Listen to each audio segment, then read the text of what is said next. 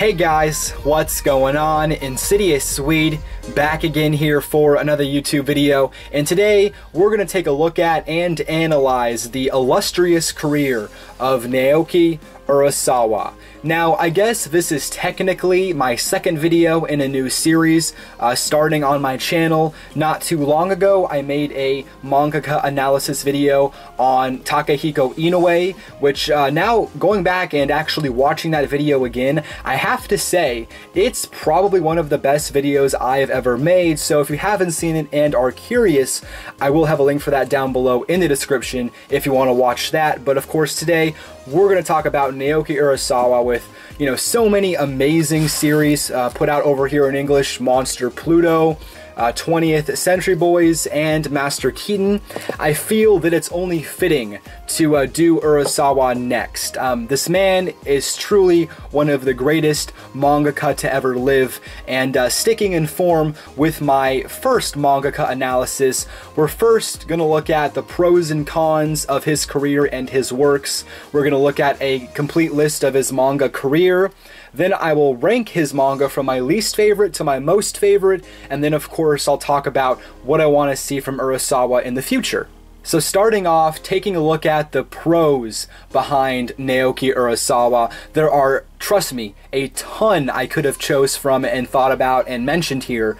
I decided to only keep it to 4 because otherwise the video would end up being a little bit too long for my liking.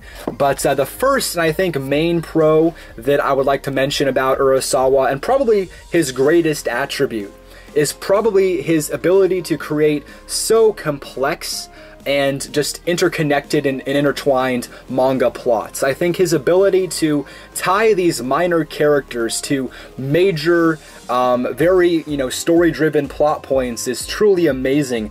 Every character, no matter how insignificant, you have to pay attention to because you don't know whether or not their influence is going to change the course of the manga.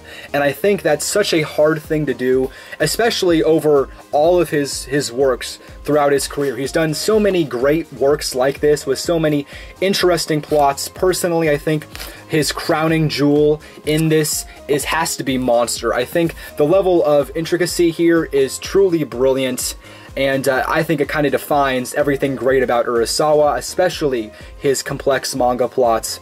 The second thing that kind of ties into that, of course, is the plot twists that follow this series, or any series for that matter that he's done.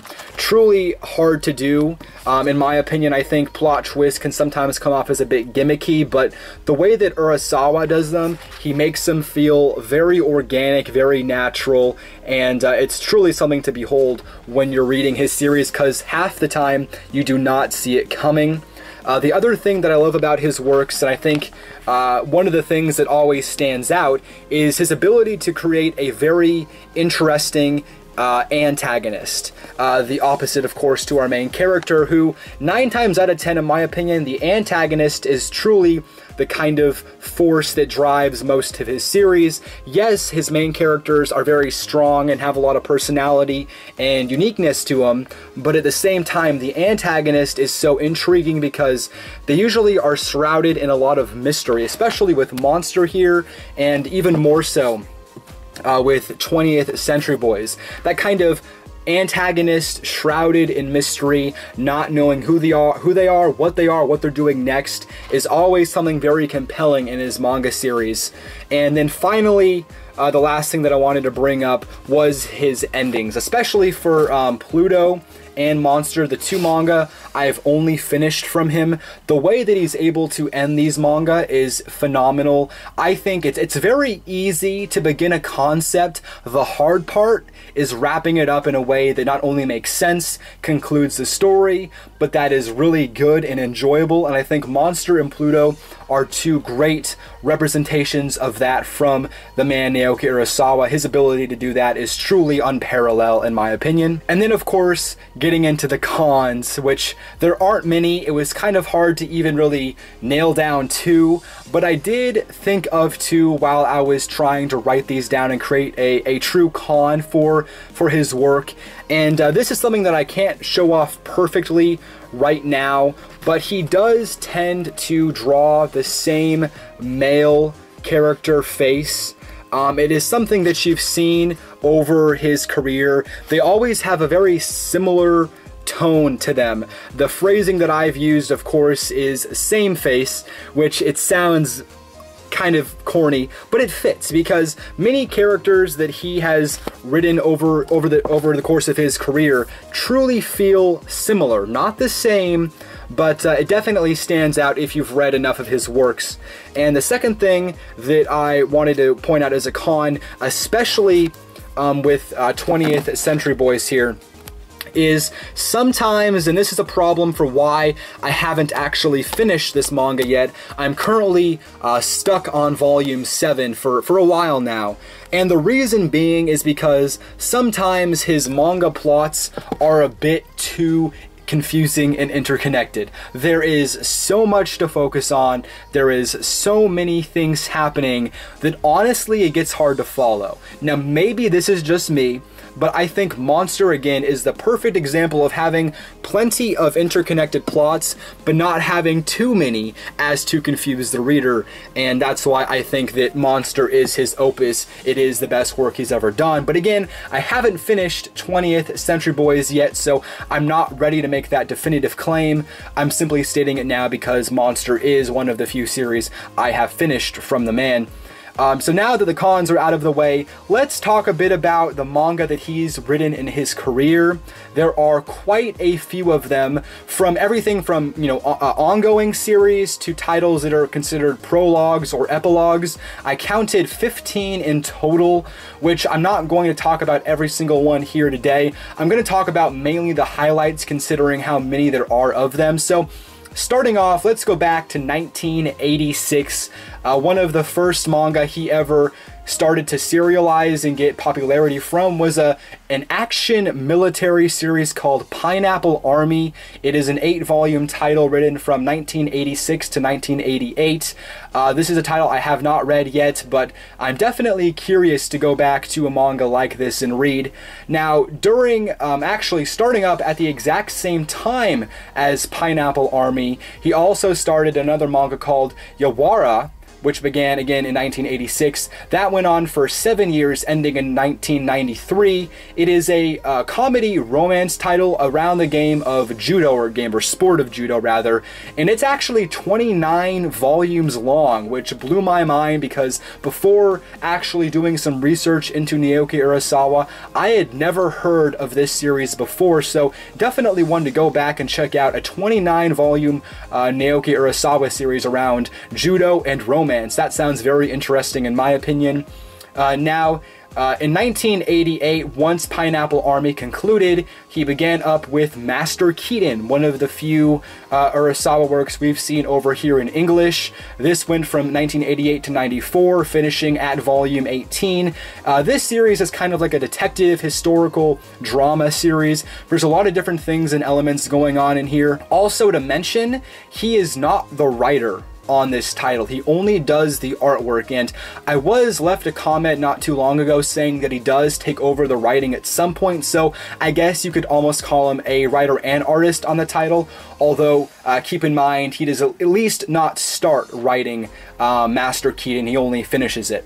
Then in 1993, coincidentally, once Yawara ends, it seems this is a common theme for Urasawa throughout his career. He tends to always be working on two things at once. So once he concludes Yawara, he begins up with an eerily similar series called Happy, which went from 1993 to 1999, also being a very long series finishing at volume 23. This is another sports manga revolving around the game of tennis. It also has some Yakuza elements to it as well, so very intriguing there. Then, of course, we get into probably the prime of his career, Monster beginning in 94, going on till 2001, finishing at volume 18, of course, the ever-popular series, which has won, countless awards, the psychological drama about Dr. Tenma, amazing title, of course, you guys know. It is on my top 3 favorite manga of all time. Then from there, we we go on to probably his most popular work for at least the majority of people, being 20th Century Boys. And if you include 21st Century Boys, this title went on from 1999 till 2007, finishing at volume 24, although 20th Century Boys ended at volume 22, and then 21st Century Boys was a 2-volume epilogue, so 24 in total. Then from there, in 2003, a couple years after Monster ended, he began Pluto. Now, in the final volume of Pluto, he details the kind of struggle it took for him to be able to basically be given permission to write Pluto. Essentially, if you guys don't know, Pluto is based around Astro Boy, of course, from the famous Osamu Tezuka, which he had to get permission to do a character based off of his likeness. So I think that's why it took him a couple years to begin this manga, because he needed that permission. So again, it went on from 2003 till 2009, running 8 volumes in total. Then after 20th Century Boys ended, he began Billy Bat in 2008, going on till just last year, 2016, ending at volume 20. And then I will also link an Anime News Network article that actually talked about him beginning a new manga this year. Of course, we're into May right now, and so far we haven't seen anything definitive from Urasawa yet, but it seems like he's very well and, you know, still very motivated to create new manga, which is a great thing to see. Of course, I always want to see new manga from Naoki Urasawa, but this is essentially him over the past 3 decades. This man has not been, you know, he's been unstoppable essentially for the past 31 years, writing manga all the time. Not only just one series, but 2 titles at a time for the most of his career. It's truly an impressive mark. Very few mangaka are able to keep up this level of dedication, and still at the young age of 57, he is still chugging away, of course, creating new manga. I'm assuming he's taken about a year off, considering Billy Bat ended mid-2016. He's taken the year off, which is well deserved, and is then, of course, going to begin a new manga at some point in this year. So those are the manga that he's done. Essentially, again, I had left out a few like one-shots or, you know, shorter 2-volume series, but that's kind of the general overview of his career. Now, let's talk about my favorite manga from him, ranking them from least favorite to most favorite. Now, I'm ashamed to say this, but I've only read 4 manga from Naoki Urasawa. Of course, the 4 that you can see in front of you right now. So let's rank them from least favorite to most favorite. At number 4, I have to say Master Keaton. This title is one that I'm not far enough into to truly give a proper evaluation. It's why I haven't made a review on the title yet, but it's truly a brilliant series so far. I have loved it a lot. It's also a title that, at least through volume 1 here, he has not written. And it feels like that. I've mentioned this before. It feels like not his writing, if that makes any sense. So for that reason, I have to keep it at spot number 4. At number 3, and again, this one might not be too popular, but it has to be 20th Century Boys. Although I have really enjoyed what I've read so far, I have been stuck at volume 7 for a long time, and it's such an interconnected plot. There is so much going on that sometimes I do feel a bit lost. At number 3, or excuse me, at number 2, I have Pluto. This manga blew me away. This was actually one of the first manga I ever got in my collection. It was easily one of the first, you know, 10 manga that I ever decided to get into, and it just floored me. Everything about this title was brilliant. Our main character, Gesich, is probably one of my most favorite characters of all time. From all of the personal struggle we see him go through over the course of this series. But of course, my favorite manga he's ever done has to be Monster. The antagonist in Monster is truly, if not my favorite villain of all time, favorite antagonist of all time, easily in my top 3. Just the level of sadisticness, if that's even a word, in this character, but also the brilliance and the beauty behind his his evil intentions are truly something to behold. It's just done so well, and the ending to Monster gave me absolute goosebumps when I finished that title. I could not get over how well this manga concluded. But yeah, that is ranking his manga from my least favorite to my most favorite. Again, I haven't read stuff like Billy Bat yet, which hasn't come out in English. I haven't started titles like Pineapple Army, Yawara, or Happy yet, simply because I had never even heard of them before starting this analysis video, so that's unfortunate, but definitely a mistake I plan to correct very soon. And then for the final part of this video, what do I want to see from Naoki Urasawa in the future? Again, I did mention that article from Anime News Network. He does plan to start a new manga this year, but we've heard nothing on it so far. If I had to make a prediction, I would probably say it'd be some sort of sci-fi detective title that seems to be his genre, whether or not it's going to be both and or one, whether it be detective and or sci-fi. But if I had to truly kind of just pick something for him to do, you know, he is 57 now. Again, he's not getting any younger. I'd love to see him do some sort of slice of life seinen manga. The slice of life genre is, in my opinion, one of the most underrated genres out there. There are so many incredible series that don't really have some evil corporation or, you know, crazy villain or murderers. They just have very interesting stories about day-to-day life with interesting characters, and I think Urasawa would be perfect for this kind of genre or demographic for him to focus on.